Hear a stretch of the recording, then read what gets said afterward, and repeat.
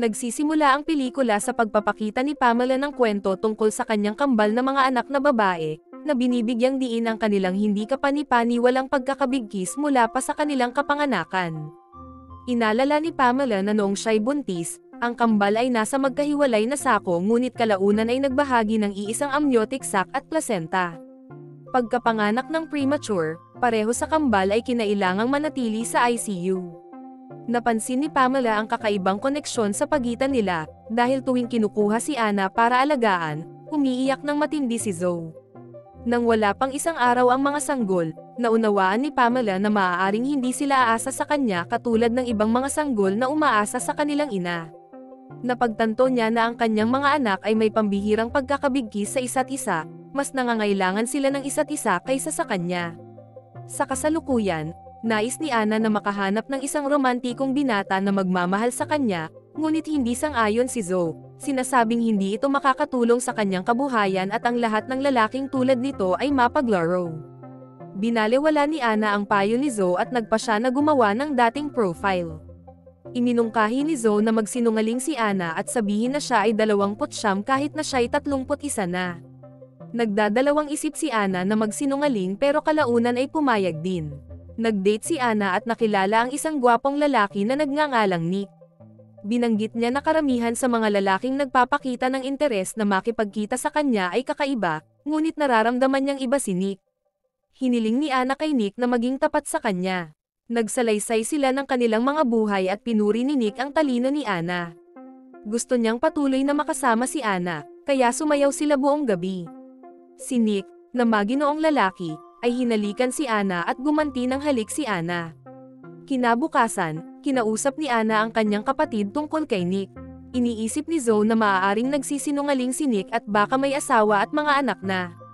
Habang tumatagal, halos araw-araw na nagkakasama sina Nick at Anna. Dinadalaw ni Nick si Anna sa kanyang trabaho at nakita ang isang lalaking nagiging bastos sa kanya. Gusto niyang ipagtanggol si Anna pero pinigilan siya ni Anna dahil ang lalaki ay may Tourette syndrome. Inimbita ni Anna ang lalaki para magkape na ikinagulat ni Nick dahil sa kabaitan ni Anna.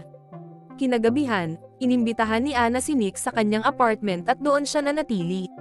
Nagpalipas sila ng gabi, at syempre ang inaabangang tagpo ay nangyari, nagmahalan sila. Kinabukasan, nakita ni Nick ang isang larawan at nadiskubre na may kambal na kapatid si Anna. Ipinaliwanag ni Anna kay Nick na may ibang personalidad si Zoe kahit magkamukha sila. Kinabukasan, nagbukas ng damdamin si Nick sa isang katrabaho tungkol sa lumalalim niyang nararamdaman para kay Anna. Samantala, kinausap ni Zoe si Anna tungkol kay Nick at nag-aalala na baka ginagamit lang siya ng lalaki at iiwan din siya sa huli. Natanggap ni Nick ang isang tawag mula sa kanyang kapatid na nagsabing may sakit ang kanilang ina at may kanser. Ibinahagi ni Nick ito kay Anna at sumama siya sa ospital. May stage 4 cancer ang ina ni Nick at wala ng 1 taon ang natitirang buhay. Ipinahayag ni Anna ang kanyang malasakit sa ina ni Nick at napagtanto ni Nick na si Anna ang tamang babae para sa kanya. Nagpa siya siyang mag-propose sa kanya. Dumating si Rebecca, ang kapatid ni Nick, sa ospital at nagalit nang malamang magpapakasal si Nick habang nasa kritikal na kalagayan ang kanilang ina. Isang linggo ang lumipas, bumisita sina Anna at Nick sa mga magulang ni Anna upang ibahagi ang balita ng kanilang engagement. Nabigla at nagduda ang ama ni Anna, iniisip na hindi ito magandang desisyon, ngunit tuwang-tuwa ang kanyang ina at nagnanais na ang kasal ay maganap sa lalong madaling panahon. Naging curious ang ama ni Anna tungkol sa kaalaman ni Nick tungkol sa buhay ni Anna, at tinanong kung naibahagi na ba ni Anna ang kanyang nakaraan. Sinagot ni Nick na hindi pa nila ito napag-uusapan. Nang mag-usisa pa ang ama ni Anna tungkol sa iba pang bahagi ng nakaraan ni Anna, wala nang naidagdag si Nick at nagsimulang maging curious. Makalipas ang ilang sandali, dumating si Rebecca at nagalit nang makita ang kanyang kapatid.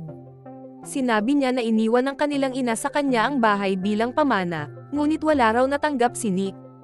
Nalungkot si Nick sa narinig. Naputol ang kanilang pag-uusap nang pumasok si Anna at tanungin si Rebecca kung magiging bridesmaid siya.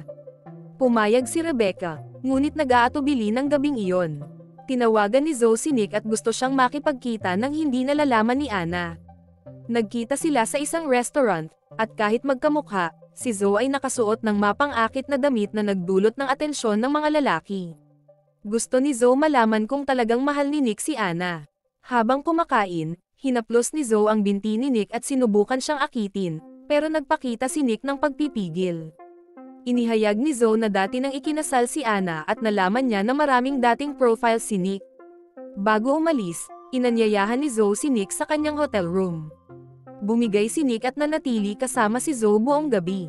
Kinaumagahan, nagsisi si Nick at nagkunwaring may sakit para hindi makasama si Anna sa pagpili ng wedding dress.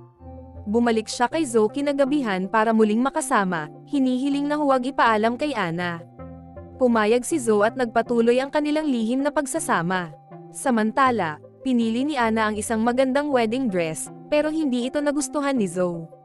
Sa loob ng isang buwan, patuloy na nagkikita sina Nick at Zoe sa mga club at hotel. Nang balikan ni Anna ang wedding dress, sinabi ng may-ari ng tindahan na nasira ang damit at pinaghihinalaang si Zoe ang may kagagawan. Kinausap ni Anna si Zoe, na iginiit na palagi siyang nagmamalasakit kay Anna. Ibinunyag naman ng ina ni Anna ang katotohanan kay Rebecca tungkol kina Zoe at Nick. Tinawagan ni Anna si Nick at sinabing alam na niya ang katotohanan at ayaw na siyang makita. Nang pumunta si Nick sa bahay ni Anna, nakita niya itong wala ng buhay. Inisip niyang si Zoe ang may kagagawan, pero biglang pinalo ni Zoe si Nick sa ulo. Nang magkamalay si Nick, nakita niyang nakabalot sa carpet ang katawan ni Anna. Ipinaliwanag ni Zoe na ginawa niya iyon para sa kapakanan ni Anna at upang makasama si Nick. Binibigyan niya si Nick ng opsyon, tulungan siyang itago ang labi o humarap sa parusang bilanggo. Pumayag si Nick at sinunog ang labi. Kinaumagahan, nagising si Nick at nakita si Anna sa harap niya. Nagtanong si Nick kung si Anna ba talaga ang nasa harap niya o si Zoe na nagpapanggap. Pinuntahan ni Nick ang mga magulang ni Anna para ikumpisal ang mga nangyari at sinabing isa sa kambal ay patay na. Hindi niya alam kung si Anna ba ang tumapos kay Zoe o kabaliktaran. Sinabi ng ama ni Anna na si Zoe ay wala na 3 taon na ang nakaraan at si Anna ang nagdala ng bigat ng pagkakasala mula noon. Nalito si Nick, iniisip kung sino ang talagang namatay at sino ang kanyang sinunog. Ibinunyag ng ama ni Anna na si Anna ay nagpapanggap na si Zoe ay buhay pa. Sinabi ni Nick na nakita niyang may isang taong walang buhay sa sahig, at kalaunan ay napag-alaman na ang taong nanakit kay Nick ay ang lalaking may Tourette syndrome. Ang labi na sinunog ni Anna ay kay Rebecca, kapatid ni Nick. Nang ipaalam ni Pamela ang katotohanan kay Rebecca, nagmadali itong pumunta kay Anna. Habang sinusubukang aliwin ni Nick si Anna, sinabi ng kanyang ina na maaari siyang maging sino mang gusto niya, maging si Zoe. Kinumpranta ni Anna si Nick tungkol sa pagtataksil nito. Umamin si Nick, ngunit sa kanya. Kinalaunan, sinaktan ni Anna ang kanyang airpods at sinubukang sugurin si Nick, ngunit nadisarmahan siya. Pinalo ni Pamela si Nick, dahilan para mawalan siya ng malay. Nagtakbuhan sina Anna at Pamela, at tumawag ng pulis. Nang magkamalay si Nick, napagtanto niyang pinalabas nila siyang tumapos sa ama ni Anna at kay Rebecca, dahilan ng kanyang pagkakulong. Sa huli, napagtanto ni Anna ang pagkawala ni Zoe at inamin sa ina na 3 taon na ang nakalipas. Siya ang nagtaksil kay Zoe sa pamamagitan ng pakikipagrelasyon sa kasintahan nito, na naging sanhi ng pagkamatay ni Zoe.